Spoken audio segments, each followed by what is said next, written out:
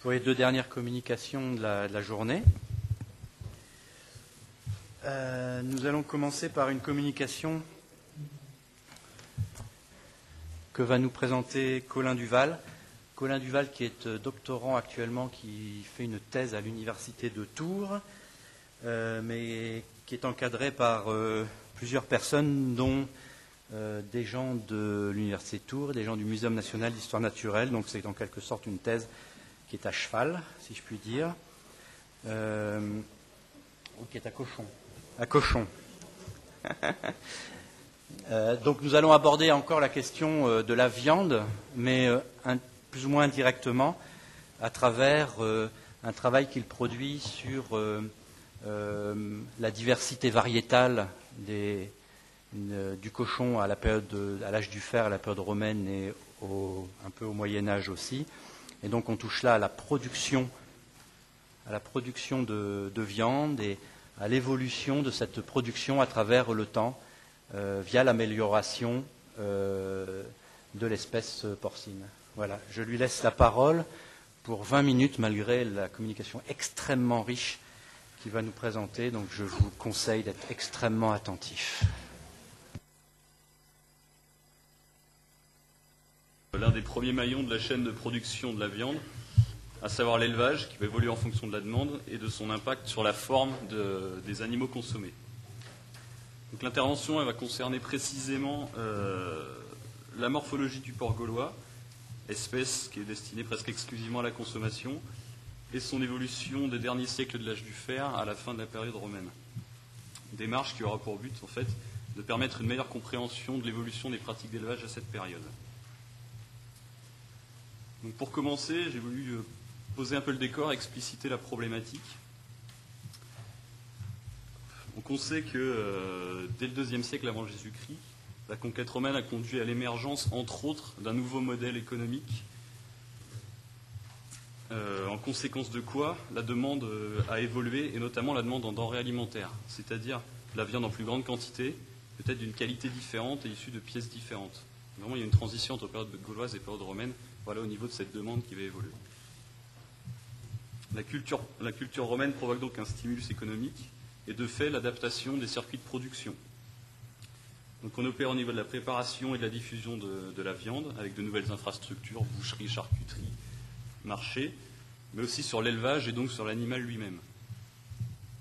On observe donc à cette période une évolution significative de la morphologie des animaux et ceux du cheval au poulet. Donc il y a vraiment... les stratégies pastorales évoluent de manière vraiment radicale. L'archéozoologue, lui, il arrive finalement en fin de chaîne et observe le phénomène par le petit bout de la lorgnette. Je vais aller un peu vite, puisqu'il lui reste que les os et les mesures pour comprendre. Donc ceci étant, la question va être de savoir de quelle manière les pratiques d'élevage ont été adaptées pour répondre à la demande nouvelle et tenter d'expliquer cette soudaine transformation physique des animaux et en l'occurrence le cochon. Je vais aussi parler un peu de bœuf, mais principalement le cochon dans cette présentation.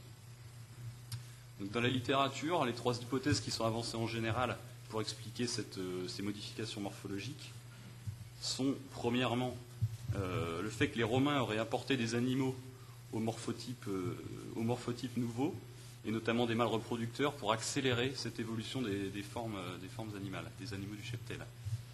La deuxième, c'est que les Romains auraient cette fois transmis leur savoir-faire en matière d'élevage, toujours dans le même but.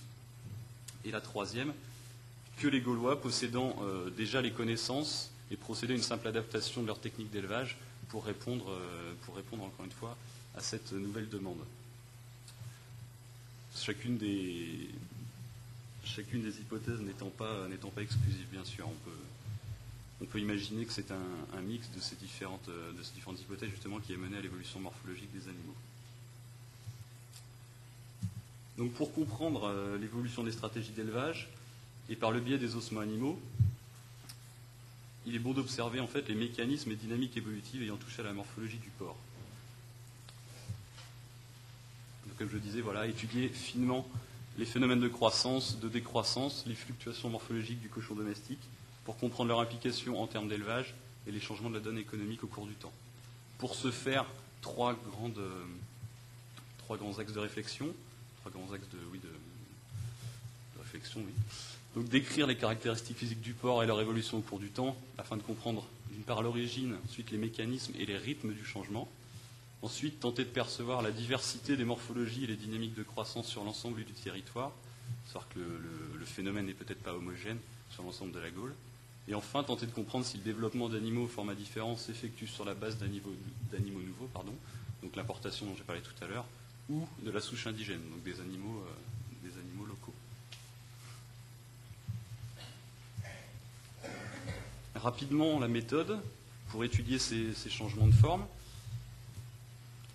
Donc on ne peut pas, en archéozoologie en tout cas, on ne peut pas étudier les changements de taille sans parler de mesures d'ossements du squelette. Mesures qui sont référencées dans des publications, bon je ne m'étendrai pas là-dessus, mais voilà, c'est deux publications que j'ai notées ici. Mesures qui peuvent être utilisées en elles-mêmes, donc les mesures brutes par le biais d'analyse bivariée, c'est en général ce qui est fait. Et c'est assez restrictif parce que dans le cas du porc, les animaux sont souvent abattus et consommés très jeunes, donc ils ne sont pas intégralement formés. Et en plus, leur fragmentation est souvent importante. Donc travailler au niveau des mesures brutes os par os, ça limite quand même la marge de manœuvre parce que là, les données sont en général très peu nombreuses.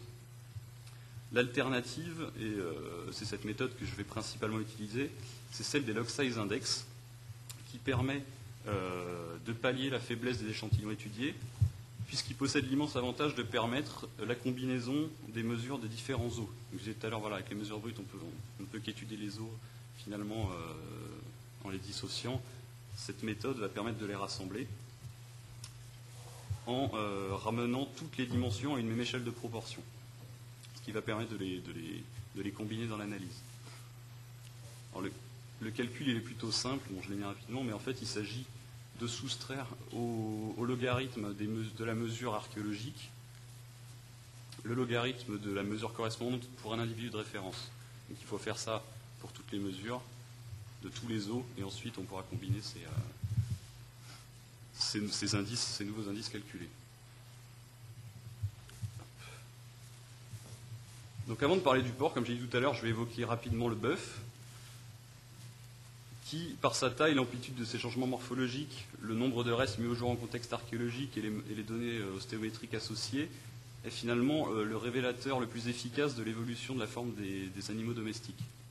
En tout cas, en ce qui nous concerne entre la Jufère et la période romaine. Ces observations, elles vont me servir de base de réflexion ou du moins de point de comparaison pour le porc, dont les résultats sont bien moins tranchés. Donc c'est quand même important de poser cette base de réflexion. Donc le travail que j'ai pu mener concerne ici, on voit une carte, bon, je ne suis pas sûr qu'ils y soient tous. Je n'ai pas la souris ici. Un peu plus de 90 sites du nord de la Gaule. Voilà, donc ensuite, voilà, j'ai effectué des regroupements en fait entre sites, regroupements qui ont été faits au départ par bassin versant et ensuite, comme on voit sur l'exemple, par cité romaine, pour obtenir des échantillons un petit peu plus conséquents. Et ça a permis notamment, sur cet exemple ici, d'étudier les mesures brutes. Donc voilà, on voit que la cité Bellovac, par exemple, au IIe siècle, confrontée à la cité Calette, offre des mesures qui sont systématiquement, ici en blanc, pour 3 os, systématiquement ou quasiment plus grandes. Donc à une même période, on a vraiment des différences, des différences morphologiques entre des cités assez proches. Même chose, ici, l'utilisation des log size index, qui se lit de la façon suivante. Le trait noir, c'est la référence dont je parlais. Les individus qui tendent, enfin les données qui tendent vers la gauche sont des données plus petites, celles qui tendent vers la droite, des données plus grandes. Donc on voit finalement que le troupeau, enfin les bêtes qui constituent le troupeau de la cité des Andes et de la cité des Bituriges sont beaucoup plus petits que les bêtes qui composent ceux de la cité des Carnutes. Donc c'est important de voir qu'à cette échelle même du nord de la Gaule, on a vraiment une grande hétérogénéité des morphotypes. Ensuite, il était possible d'observer une hétérogénéité, mais cette fois dans le rythme de croissance. Donc à la période gauloise, ici l'Athènes, on voit qu'il y a déjà une hétérogénéité bien particulière, c'est-à-dire qu'il y a deux groupes. Un groupe de petits, avec des cités qui se situent plutôt ici dans le centre-ouest, et un groupe de bovins plus grands qui concerne les cités plutôt dans le nord-ouest. Et on va voir finalement que les rythmes de croissance des bovins au cours de la période diffèrent. que certains grandissent plus vite, d'autres plus tôt, quand d'autres restent beaucoup plus petits. C'est donc un phénomène plutôt complexe et très inégal selon les territoires, en termes d'intensité, de précocité et de vitesse. Donc comme je disais tout à l'heure, on voit par là que l'influence romaine n'exerce pas de la même façon sur l'ensemble du territoire. Ensuite, pour préciser je vais accélérer un peu du coup, pour préciser ces conclusions et voir si elles sont toujours vérifiées à l'échelle locale, il a été choisi d'étudier les données du bœuf site par site et à l'échelle des vallées. Donc ici, on va avoir un exemple, l'exemple de la vallée de la Seine, et à droite, l'exemple des vallées du Loing et de l'Yonne. Donc la première observation qu'on peut faire, c'est que les moyennes, dès 190 avant Jésus-Christ, donc bien avant la conquête pour ces territoires, les moyennes évoluent. Même si c'est faiblement, elles évoluent. Donc les animaux grandissent, et ce bien avant l'émergence du modèle romain en Gaule. Ensuite, ce qui est aussi intéressant, c'est que les sites à périodes égales, les sites de la vallée de la Seine, offrent des données, par leur moyenne et par le pic des effectifs, des valeurs systématiquement plus petites que pour les troupeaux des vallées attenantes. Donc même à cette échelle micro-locale, à l'échelle des vallées, on observe des différences qui sont peut-être dues à l'environnement ou alors aux stratégies d'élevage. Donc ce qu'on peut en retenir, c'est que d'une part, on va observer des différences morphologiques entre les troupeaux de régions de vallées, voire même de sites voisins. Ensuite, qu'il existe des différences tranchées entre les modèles évolutifs au cours du temps, encore une fois, entre les régions, que la croissance du bœuf est amorcée dès la taille moyenne, et que donc l'émergence du modèle économique romain n'est pas à l'origine de ce phénomène, mais qui provoque cependant son accélération, donc il n'a pas un effet nul, et qu'il existe une grande diversité des formats bovins avant et après la conquête. Et donc que l'influence de Rome induit une refonte des systèmes agricoles gaulois, une redéfinition des stratégies d'élevage. On va enfin pouvoir passer au port sur la base de cette réflexion. Donc rapidement mon corpus. Les échantillons pour le porc étant souvent maigres, là le but c'était vraiment de réunir le maximum de données pour l'ensemble du territoire. Quoi qu'il est couvert dans son ensemble, mais pas de manière tout à fait homogène. J'ai réuni les données de 543 sites. D'ailleurs merci à tous les archéozoologues, dont certains sont ici et qui ont accepté de partager leurs mesures, parce que j'ai bien évidemment pas mesuré ça tout seul. Répartis sur 310 communes. Les 310 communes qui sont donc localisées sur la carte, ça fait un peu plus de 23 000 ossements, soit un peu plus de 66 000 mesures. Ça peut paraître beaucoup, mais en même temps la période traitée est large, puisqu'elle va du 6e siècle avant au 20e siècle, en étant beaucoup plus concentrée sur les périodes qui m'intéressent, donc gauloise, romaine et médiévale, qui elles trois forment 99% de la donnée, donc pour ce qui est du reste. Voilà, c'est posé comme pour le bœuf le problème des regroupements de sites. Donc est-ce que je les regroupe par cité, est-ce que je les regroupe par bassin versant ou par zone de forte densité de sites? Chacun de ces filtres induisait des biais, donc un déterminisme environnemental pour les bassins versants, culturel pour les cités. Donc le parti était pris de sélectionner les sites un par un et les étudier. Donc il y a une sélection de 70 communes dont les données sont suffisantes pour permettre l'analyse. Ça, sur ces 70 communes, pas toutes, mais dans ce corpus que j'ai puisé les exemples que je vais vous montrer. Donc on commence tout de suite avec l'exemple de Tours, cette circonstance.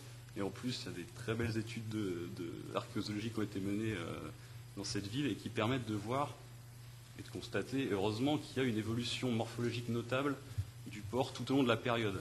Donc là, nous, c'est juste la période orange qui nous intéresse, mais j'ai mis toute la période jusqu'au XVIIe pour bien montrer qu'il y a une évolution au cours du temps et que c'est plutôt intéressant. Avec, on le voit, donc, croissance nette des animaux entre le 2 et le 3e siècle, et une diminution progressive à partir du 4e et très franche à l'entame de la période médiévale, donc à partir du 6e. Pour compléter ces profils évolutifs, il est possible de rajouter des sites proches, donc Blois, pour la période gauloise, qui livre des valeurs extrêmement petites. Donc on voit que dès la période augustéenne, il y a croissance dans cette région de la taille des porcs. Dans l'idée ensuite, comme pour le bœuf, de comparer à l'échelle d'une région ici, la vallée de la Loire, deux sites d'une même période, eh bien on voit ici que les Alleux et Blois livrent des données totalement différentes. Donc même à l'échelle de la vallée de la Loire, on va avoir des troupeaux. Alors est-ce que c'est une question d'environnement, est-ce que c'est une question de stratégie d'élevage? Mais les troupeaux qui vont livrer des valeurs extrêmement différentes. J'ai juste voulu mettre un autre exemple pour terminer sur la question de l'évolution morphologique, celui du sud de la France. Donc là, on voit que c'est très différent. Donc toujours des petits animaux avec le site de Latte à la période gauloise, des animaux plus grands à la période romaine qui diminuent à la période médiévale avec Marseille. Et ce qui est intéressant de voir, c'est qu'au 1er siècle, par exemple, voilà, entre le site de Latte et de Nîmes, une différence extraordinaire, alors qu'on est à la même période. Après, ce qu'on peut voir aussi, c'est que les animaux de Nîmes, contrairement à Tours, par exemple, n'évoluent pas entre la période augustéenne et le 3e siècle. Donc potentiellement, les animaux ont pu grandir bien avant, sachant que la conquête s'est faite de façon plus précoce dans cette région-là de la Gaule.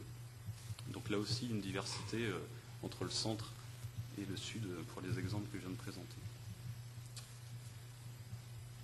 Voilà, j'ai mis cet exemple pour parler des rythmes de croissance, pour bien montrer que pour le porc, et je disais tout à l'heure, les différences sont très peu tranchées. Donc là, il y a 3 sites, Nîmes, Lyon et Paris, du 1er avant au 5e siècle. Et il y a une homogénéité assez affolante des données, finalement, sur ces 3 sites qui proviennent de régions très différentes et tout au long de la chronologie. Donc la moyenne des données augmente, donc il y a bien augmentation de la taille des animaux, mais il est difficile de mettre ces rythmes de croissance en évidence. En revanche, on peut faire des observations ponctuelles. Donc, par exemple, ici, Paris et Reims montrent des rythmes de croissance assez différents. Un décrochement assez franc, voilà, entre le 1er et le 2e siècle, donc une croissance des largeurs distales ici, sur cet exemple, des ossements de porc. Pour Paris, la croissance est beaucoup plus progressive. Donc voilà, il y a quand même dans les rythmes de croissance toujours une hétérogénéité, j'ai du mal avec ce mot, géographique qui apparaît. Ensuite, ce qui est intéressant, c'est d'observer les allométries, donc c'est-à-dire les proportions, les relations entre les rapports entre les proportions osseuses. Donc là, j'ai choisi encore une micro-région, donc dans la région de Reims, avec Reims qui est un site romain et Varicourt et Villeneuve qui sont 2 sites gaulois. Et on voit que finalement les proportions osseuses pour les 2 sites gaulois, donc Villeneuve et Varicourt, sont quasiment équivalentes. Pour la période romaine, les proportions osseuses sont également très ressemblantes, mais là on voit que, bon, évidemment les animaux ont grandi, donc la taille diffère, mais les proportions sont les mêmes. Donc entre période gauloise et période romaine, il n'y a pas nécessairement évolution des rapports entre les os.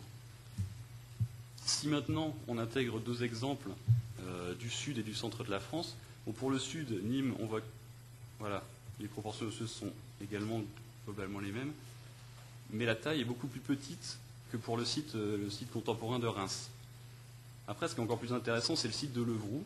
Alors on voit qu'il est calqué très exactement sur les 2 sites de Varennes et de Varicourt pour ce qui est du tibia, le talus et le métacarpe, et pour ce qui est du membre antérieur, donc avec la scapula, humerus et la radius, voilà, les données ne sont pas les mêmes, et en tout cas bien supérieures.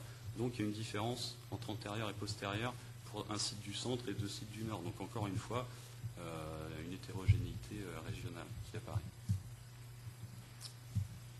Encore un petit exemple pour finir, c'est que là, voilà, en confrontant longueur osseuse, largeur proximale et distale, on se rend compte, voilà, pour Tours, des animaux plus grands que pour Dijon, mais qui possèdent des largeurs osseuses moindres. Donc, à Dijon, finalement, des bêtes plus petites et plus robustes, et à Tours, des bêtes qui vont être un petit peu plus grandes et un peu plus fines. Donc voilà, existe-t-il des morphotypes régionaux? C'est la question que j'avais posée dans le titre. Il semble que oui, après tous les exemples que j'ai pu montrer. Donc en conclusion, et pour récapituler, au niveau de l'évolution morphologique, globalement, on voit déjà ce que je voulais dire, voilà, c'est que les conclusions recoupent plutôt celles du bœuf. Donc c'est ça qui est intéressant. Pouvoir déjà sur 2 espèces montrer que les évolutions montrent des similitudes, c'est intéressant. Donc la croissance et l'épaississement des pores intervient dès l'âge du fer, dès la fin de l'âge du fer. L'accélération du phénomène, il y a une accélération du phénomène à partir du 2e siècle, une décroissance des animaux à partir du 6e. Et on a vu avec l'exemple du sud de la France que ce rythme global de croissance supporte des exceptions. Pour les allométries, on a pu voir qu'il y avait une cohérence régionale des morphotypes porcins sur toute la période abordée, pour une zone bien précise, mais une diversité des morphotypes d'une région à l'autre. Pour les rythmes de croissance, on voit qu'entre les sites, même proches, et comme pour le bœuf, la vitesse, la précocité, l'intensité des changements morphologiques diffèrent. Et enfin, la question, voilà, existe-t-il des morphotypes régionaux? Eh bien, on voit que d'un site à l'autre, et pour une même période, le rapport entre longueur et largeur osseuse diffère. Il peut y avoir des animaux plus ou moins hauts, plus ou moins robustes selon les occupations. Donc c'est potentiellement le reflet des stratégies d'élevage. Donc qu'est-ce qu'on peut en retirer? Donc j'ai assez insisté là-dessus. Prééminence des caractéristiques locales et régionales. Que la taille du porc, elle semble évoluer en fonction du contexte économique régional, mais que sa forme change très peu au cours de la période romaine. Et finalement, ce qui est intéressant, c'est qu'il n'y a pas, au vu de cette cohérence régionale, peut penser qu'il n'y a pas réellement d'indice d'importation d'animaux. En tout cas pour le cochon, hein, je ne parle pas des autres. Voilà. Donc ce qu'on peut en déduire, en guise de conclusion, c'est qu'il y aurait plutôt, transmission du savoir-faire romain ou adaptation des pratiques d'élevage à la zone économique nouvelle, et donc que la transformation des porcs serait pratiquée à partir d'aliments indigènes. C'est globalement ce que j'avais à dire. Voilà, juste cette dernière diapositive pour dire que je ne mène pas seulement une approche de morphométrie classique, mais aussi une morphométrie géométrique qui permet de quantifier les différences de forme. C'est une méthode un petit peu plus puissante pour qualifier ces différences de forme, et que ça nous permet de distinguer différents phénotypes sur le territoire et de juger justement si ce sont les animaux sur place qui ont été améliorés, j'aime pas ce terme, mais améliorés et pas d'autres animaux. Et je n'ai pas le temps de présenter les résultats, mais bon, les résultats abondent dans le sens de ceux apportés par la morphométrie classique. Merci pour votre aide pour tous les gens qui ont pu me...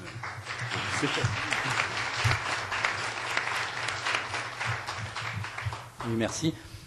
Oui, donc Colin a eu du mal, je pense, à choisir entre dans la quantité et la qualité des résultats qu'il obtient, notamment en morphométrie géométrique, qui est en quelque sorte l'ADN du pauvre, parce que ce sont des outils extrêmement efficients, mais qui sont relativement faciles à mettre en œuvre.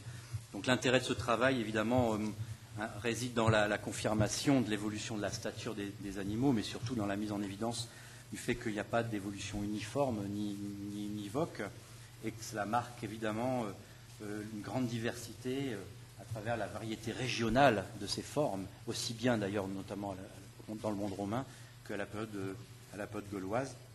C'est tout l'intérêt, mais aussi la complexité de l'approche, c'est qu'il est nécessaire de travailler sur un corpus suffisant et important. Voilà, donc y a-t-il des questions ?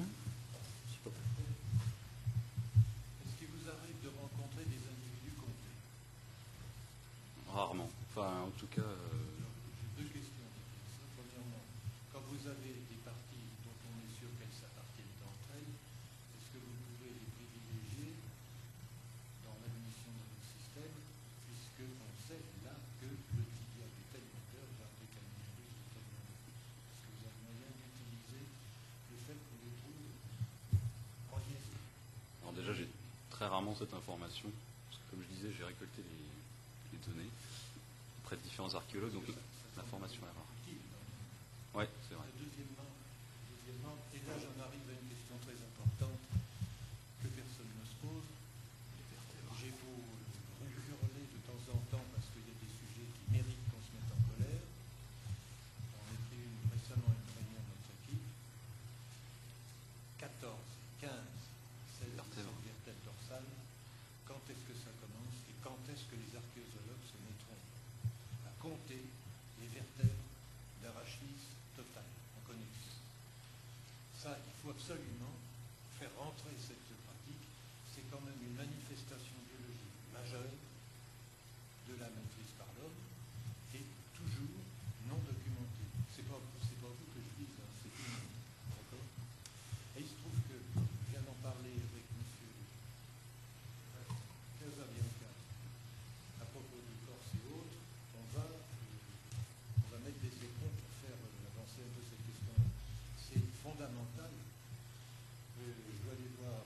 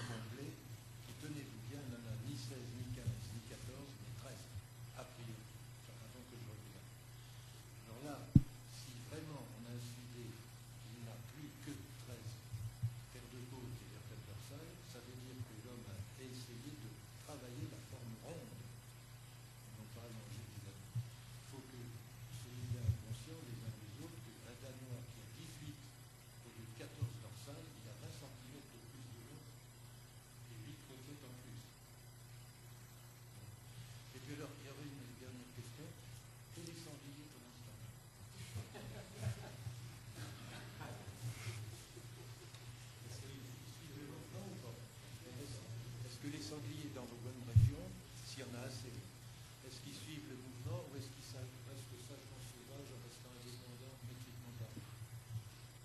Ça, la distinction, elle n'est pas faite. Ouais. Et on part du principe que dans les sangliers. Les sangliers sont dans votre corps que les sangliers. Alors, oui. C'était une question. Non, ils le sont pas. Je suis heureux d'avoir fait apparaître.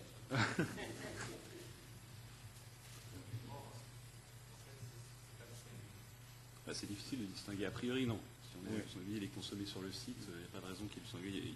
Il y a quand même des moyens pour l'archéologue de les distinguer par quand même une taille un petit peu supérieure ou alors une patine. Donc les mesures qu'on me donne sont des mesures de cochon. Après, moi, j'ai pas vraiment de moyen de vérifier. mais on travaille quand même dans un environnement. Enfin, il travaille, et nous, archéologues, on travaille dans des environnements suffisamment cadrés pour pouvoir les sortir quand ils sont présents, ces sangliers. Donc là, ils sont quand même. Je tenais à souligner ce point, c'est que maintenant l'archéologie est devenue capable de faire des différences qui n'étaient pas faites il y a, je vais vous dire, vers 1968-69. On m'a appelé sur un gisement moustérien où étaient incrustées des sépultures de rennes qui étaient des cochons médiévaux.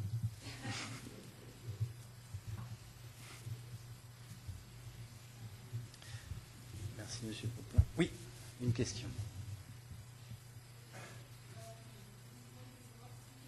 Tu avais des éléments d'explication donc, de cette diminution de taille, apparemment dès le IVe siècle, donc de la taille du porc. Explication, non, parce que là, ce que j'ai présenté, finalement, c'est les premiers résultats que j'ai traités très récemment. Bon, on sait que finalement, à la mort, oui, c'est vrai que dès le IVe, ça paraît précoce, mais dès la mort, ce que j'ai montré aussi, c'est que la diminution intervenait vraiment au VIe siècle. La franche diminution intervenait au VIe siècle. Il y avait un petit décalage des données, mais à partir du IVe, c'était peut-être dû aux échantillons. Ou alors effectivement d'une diminution de taille précoce, mais là je pourrais pas l'expliquer. C'est ce qu'on constate même pour le bœuf. Aux alentours de cette période, il y a quand même une diminution. Il n'y a que le cheval qui ne voit pas sa taille diminuer à partir du 5e siècle, et toutes les autres espèces, coqs compris, voient leur taille. Donc je pense qu'il y a une réadaptation du format de l'animal aux nouvelles conditions économiques du Haut Moyen-Âge, mais pas une perte des connaissances zootechniques, puisque lui, le cheval, continue à avoir une taille qu'il a acquise à partir du 1er et 2e siècle. Et il ne changera pas de taille. Toutes les autres espèces diminueront. Donc je pense qu'en fait, c'est une réadaptation.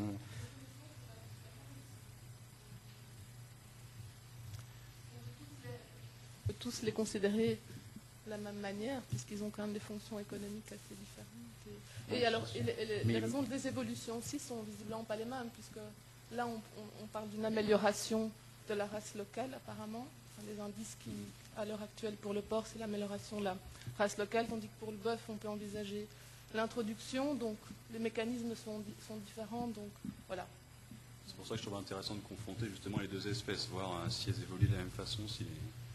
Mais bon, pour le bœuf, finalement, j'en suis aussi arrivé à la conclusion que l'importation était quand même limitée, à mon avis, et qu'on se basait plus sur les cheptels locaux. Une cachée, on le voit pas.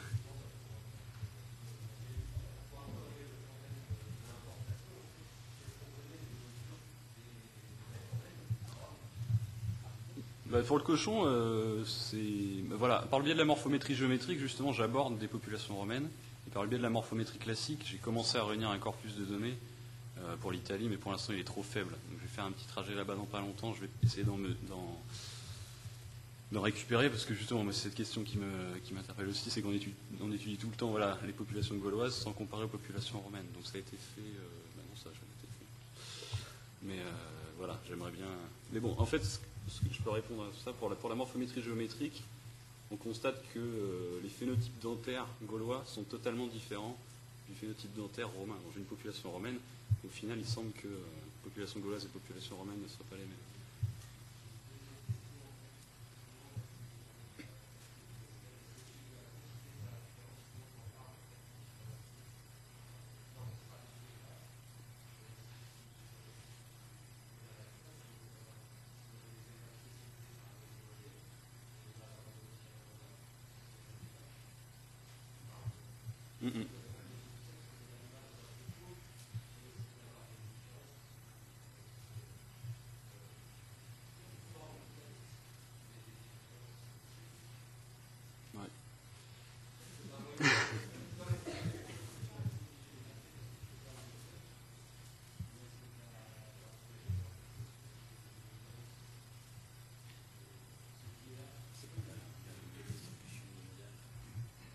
Oui, c'est vrai que pour certains corpus, j'ai vraiment une distribution bimodale, donc pour j'ai mâles et femelles, en général. C'est vrai qu'on ne peut pas l'exclure le fait que, voilà, si, comme tu dis, il y a un élevage tourné vers le lait, on va avoir plus de femelles, et donc éventuellement des animaux plus petits, ça je peux difficilement le prouver. C'est vrai qu'au final, dans ce genre d'études, il y a pas mal de problèmes comme ça. Mais... Oui.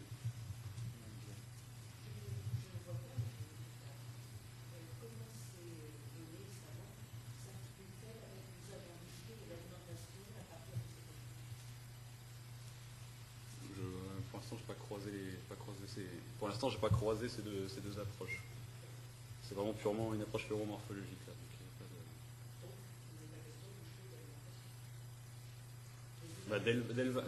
en fait, c'est ce que j'explique au début, il y a vraiment évolution de la demande en pièces bouchères et donc évolution de l'élevage en conséquence et de la forme des animaux.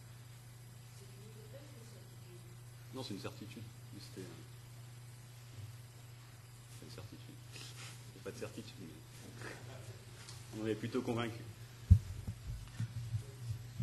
Une courte dernière question. Oui.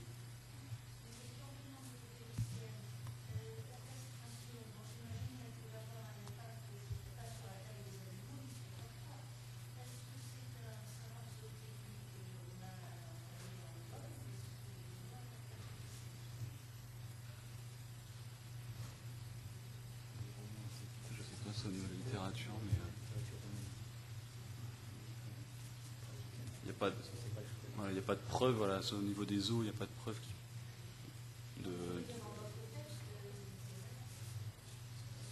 pour la période gauloise, il n'y a pas de mention de... En tout cas, pour la période romaine, on sait que la castration existait, la pratiquée. Mais ce sont bien les textes qui le disent. Pour le monde gaulois, il est possible, mais les données ostologiques ne permettent pas de le savoir.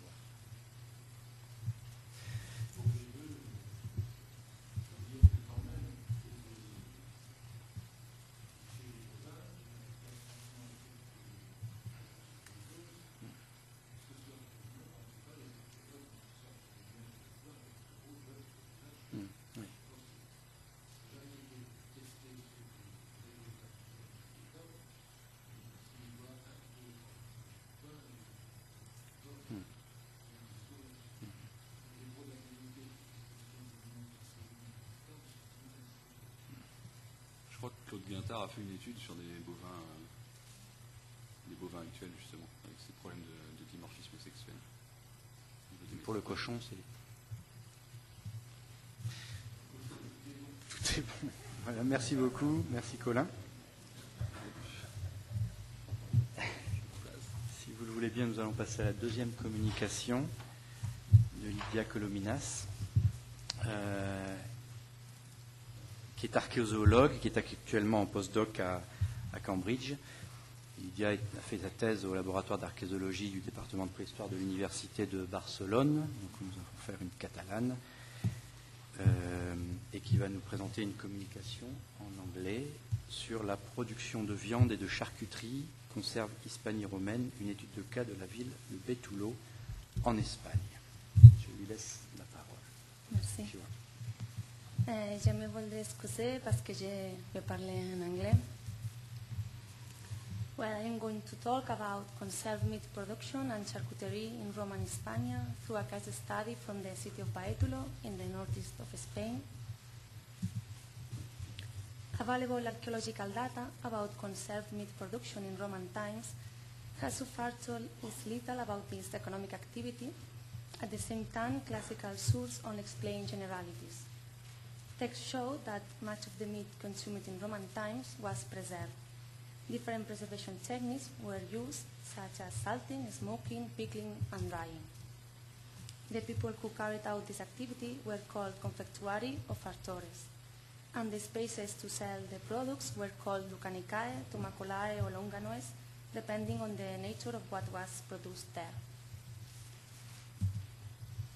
These cuts of meat were sold on the bone, such as hams or shoulders, or boneless, such as bacon, smoked sausages, or pâtés, mainly made with pork meat from the nous or the brine. The two types of preserved meat were much appreciated, as evidenced by the many recipes which used them, with the mention of numerous varieties. In view of the above, the aim of this study is to gain knowledge of conserved meat production in Roman times through the archaeological evidence. This approach will allow us to focus on the study of aspects such as the raw material that was used, how the raw material was obtained, the working steps followed, and the degree of specialization and links with other economic activities developed in the cities. To achieve these aims, I will compare the composition of a faunal assemblage comprising the waste materials of the production and conserved meat recovered in a sealed abandonment level of the Roman city of Baetulo with the composition of other faunal assemblages from the same abandonment level, which has been interpreted as culinary and butchery refuse. This comparison will be made in terms of taxonomy, anatomical representation, and age and sex structure, and it will allow us to evaluate what criteria determine the composition of the conserved meat refuse assemblage and which economic purpose was pursued. The city of Baetulo was situated on the coast of Hispania Tarraconensis. It was constructed in the early decades of the 1st century BC. From the second half of the 1st century BC, the production and commercialization of wine led to integration of Baetulo into the Mediterranean trade routes, to transforming it into an important reception center. The city continued to be inhabited until the end of the 4th century AD. Based on the archaeological excavations carried out every year since the 1970s, the design of the city is currently very accurately understood. The urban plan shows an orthogonal layout oriented from southeast to northwest, with a system of terraces to stabilize the slopes of the land on which the city was established. As a result of these differences in height, the city was divided into two different zones.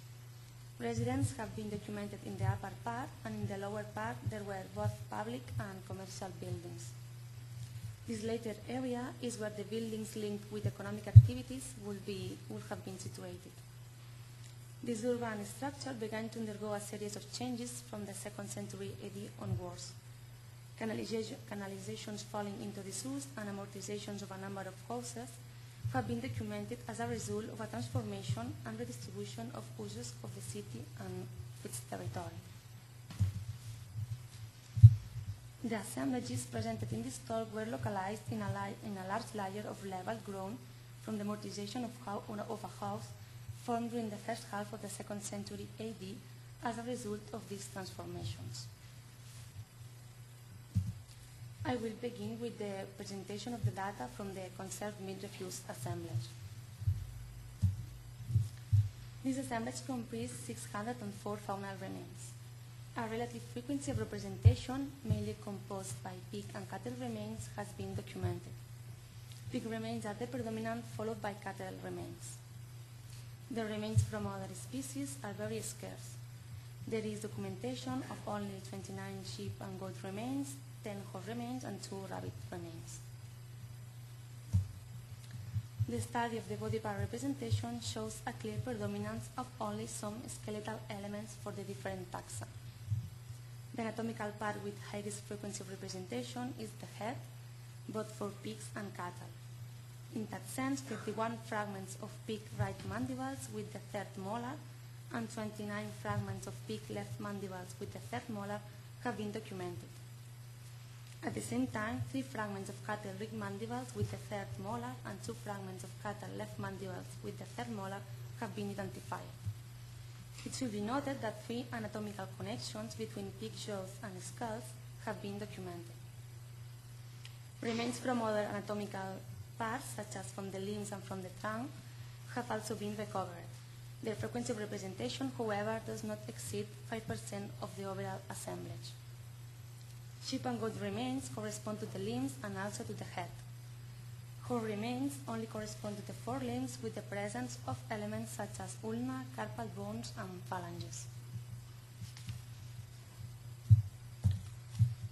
It has been possible to establish the age of the two main taxa population through the analysis of dental eruption and wear stage. We can observe in this graph that peak kill-off patterns show a clear predominance of the slaughters between 27 and 56 months of age. If we take into account that these animals will reach their optimum size in terms of meat production at around 2 years, this representation suggests a predominance of the slaughters just after their optimum size in terms of meat production. Cattle kill-off patterns show a gradual increase in slaughters from the interval of 8 to 18 months until the interval of 56-60 months. After this point, the slaughters start to diminish progressively.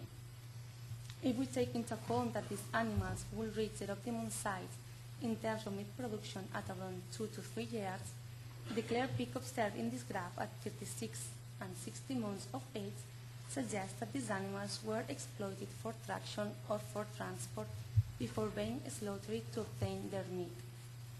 It should be noted, however, that these animals were not all animals at the time of their slaughter. The aging evidence for sheep and goat remains shows the presence of non-fused bones and bones totally fused, with a predominance of the later ones. The 10 hoof remains are fully formed.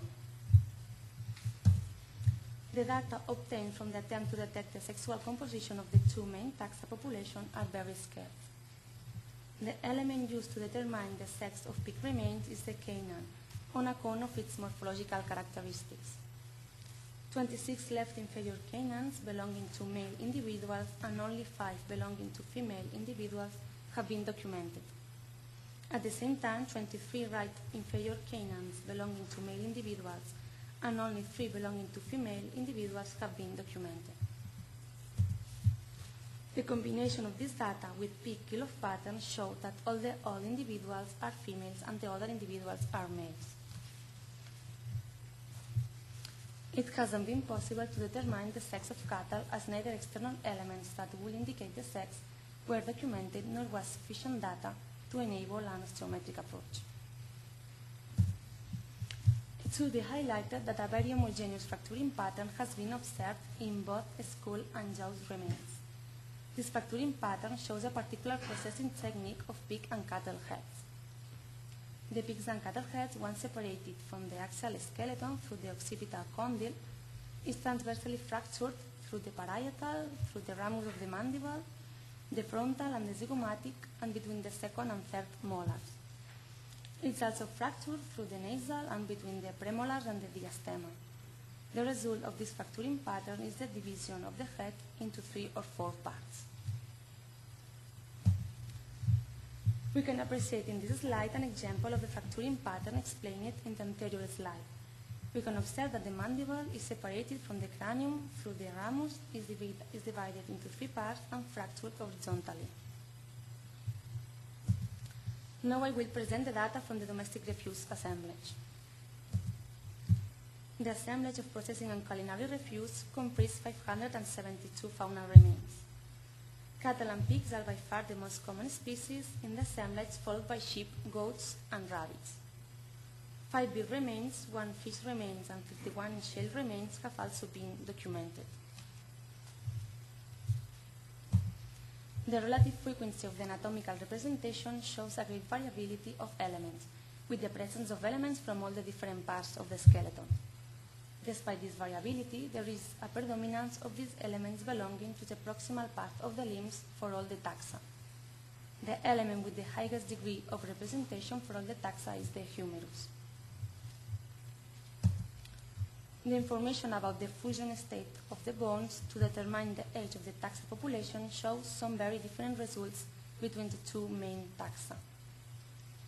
The results obtained for pig remains show a predominance of these anatomical parts that fuse before 30 months.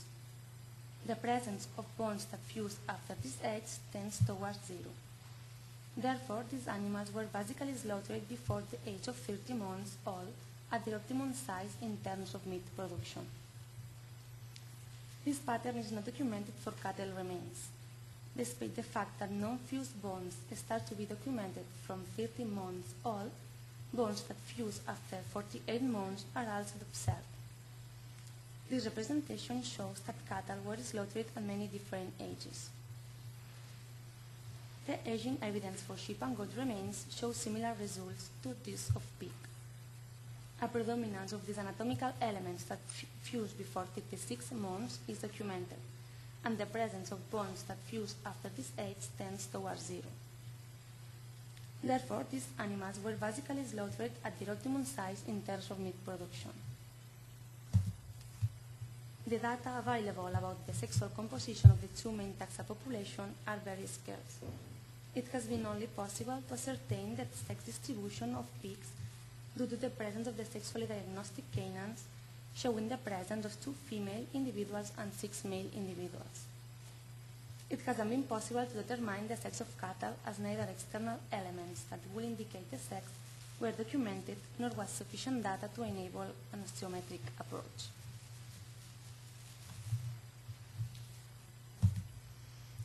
As an overview, the data presented from the two assemblages show important differences.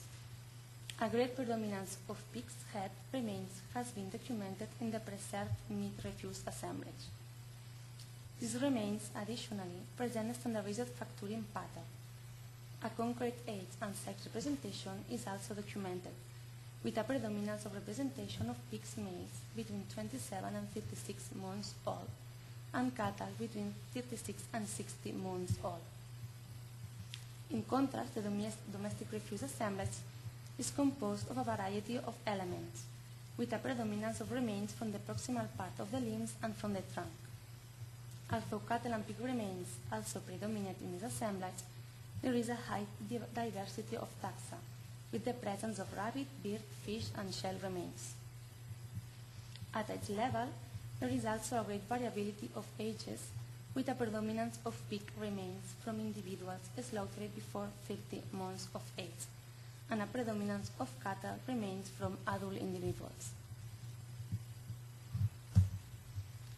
Herpetological analysis of the faunal remains recovered in the conserved meat refuse assemblage has allowed us to document a specific composition of the material relative to the species, the anatomical parts, and the age and sex of the faunal remains that comprise this assemblage. The comparison with the composition documented in the domestic refuse assemblage recovered in the same archaeological level shows that the composition observed in the conserved meat refuse assemblage is the result of a selection. This selection is principally documented by a selection of species. Although pig's meat was equally as abundant as cattle meat in the city, a selection in favor of the first has been observed. An age and sex selection has also been documented, with a clear predominance of male pigs from an age between 27 and 56 months old, despite the presence in the city of tender meat from younger individuals. The most obvious choice, however, has been documented at anatomical level, with a selection of heads. In that sense, to produce conserved meat products, meat from the pig's head was mainly used, meat with a low nutritional value. The highest quality meat obtained from the trunk and proximal part of the limbs will be reserved for fresh consumption. These results led us to conclude that the production of conserved meat in the city of Baétulo was an activity linked to the fresh meat consumed in the city, as this production used the meat not intended to be sold fresh. This production, however, was a specialized activity, differentiated from the activity carried out by the butchers. This specialization has been documented in this study, in the supply of the raw material, in the working steps followed, and in the final products obtained. A selection of the raw material from the material available has been documented, principally choosing pig's head from males with an age between 27 and 56 months old. This anatomical part, despite being a part with a low nutritional value, allows obtaining a great quantity of meat from the nose, the jowl, and from the organs. In relation to the working steps, a standardized complex process has been documented. it has been shown that an intensive butchering of the jaws and the skulls was carried out, making a set of standardized cuts to obtain all the possible meat and organs. After processing, the obtained products will be preserved. A variety of techniques could have been used, such as salting, smoking, pickling, or drying. All these techniques required a chain of steps that were necessary to follow and adequate and specific facilities to produce the different products.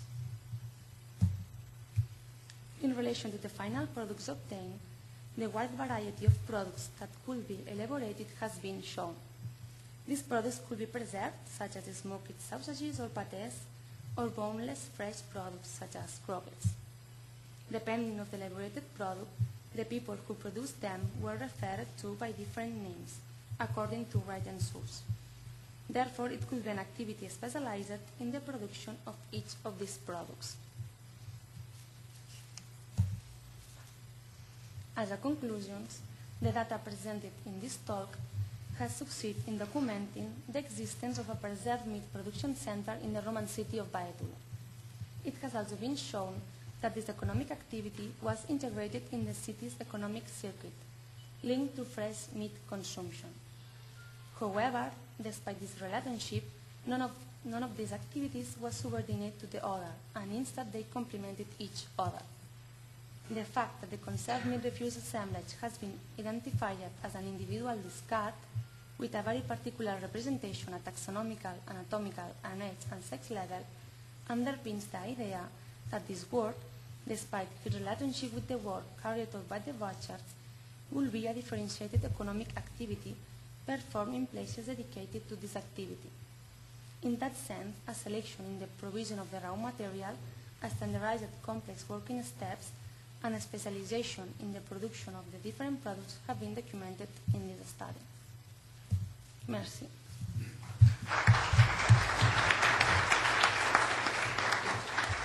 Thank you very much, Lydia, for your very, very interesting presentation.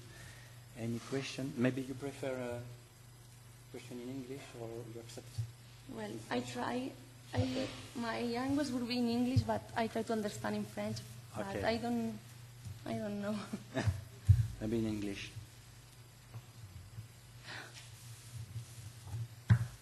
No question? Yeah.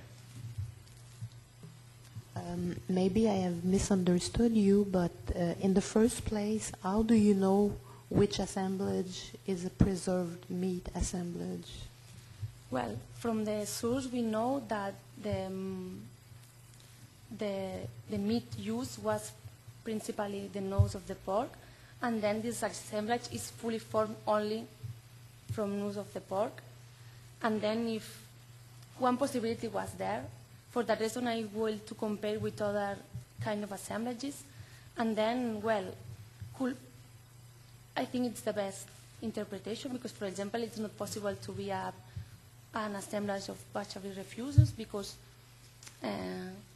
maybe will be formed also by phalanges, for example, and for other kind of bones, not only heads of pork. And then, well, I think that, yes, it's the best interpretation, and the source also are show the same results, and, well. And for the beef, which part were... Sorry?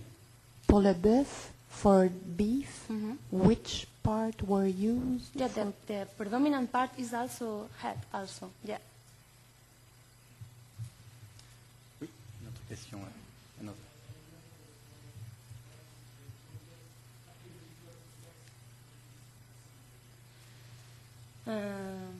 Yeah, it's, well, there is a context of amortization of different houses in the city.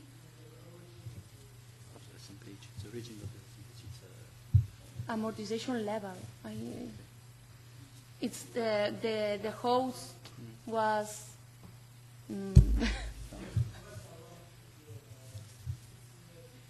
No. It's a amortization. Yeah. Then they wanted to level it, this layer, and then they. Yeah.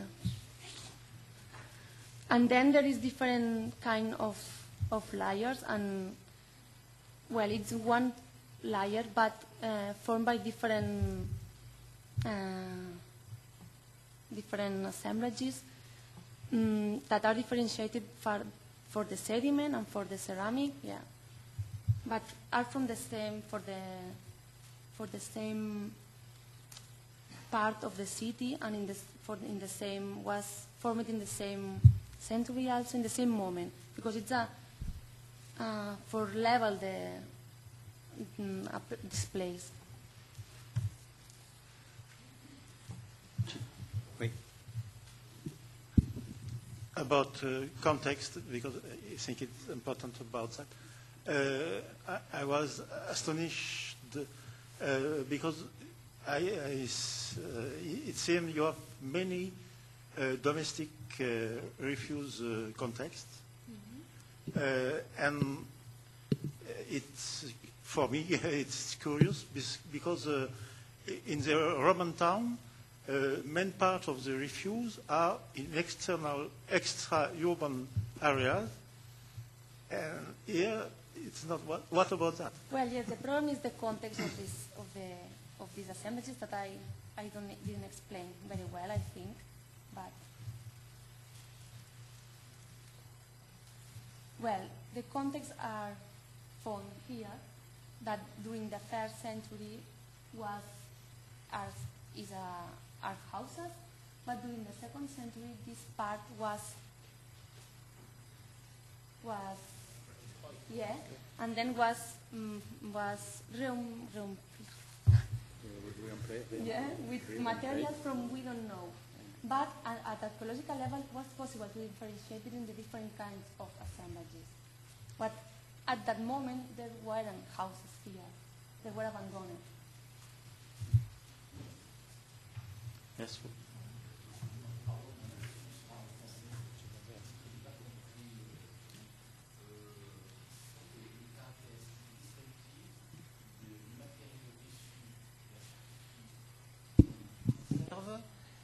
Comparativement à celui issu de la boucherie. Well, it's similar, yeah. The difference between the domestic refuse assemblage is clear, isn't it? It's a difference between the other assemblage. Then, okay, this first assemblage will be also, for example, a butchery refuse. But the butchery refuse are also, maybe I think that that Boy explained also, is not only formed by heads. It's also the presence of the distal part of the limbs also. In my case, in this assemblage, it's only formed for heads. More than the 20% of this assemblage, it's only pig heads. And also the mandible and the cranium, and there are connections between them. And then I think that if this assemblage will be a butchery refuse, we need also the presence of this part of the animals, and other parts, I think. And this is full only of heads.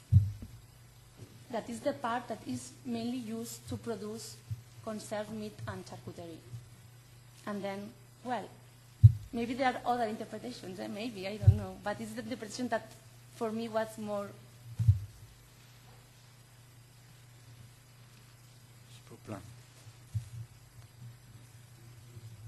À propos de la tête de, on va dire, de porc, j'ai vu en Espagne, à Léon, dans une boutique de charcuterie, une pièce en forme de raie, je parle du poisson, c'est-à-dire en losange sur la pointe, avec le crâne fendu en deux, ouvert comme un livre, et la peau attenante et le tout momifié, très très posé dans un mur, etc., etc. C'est-à-dire, c'était une pièce de charcuterie. Et ça porte un nom en latin, Sinciput, le crâne fondu comme une prostituée, Sinciput. Et vous avez ici dans la région centre un magnifique exemple, à Beaune, d'un puits où a été trouvé l'inscription du vergobré du Piquerie. Ce puits était scellé, le remplissage était scellé par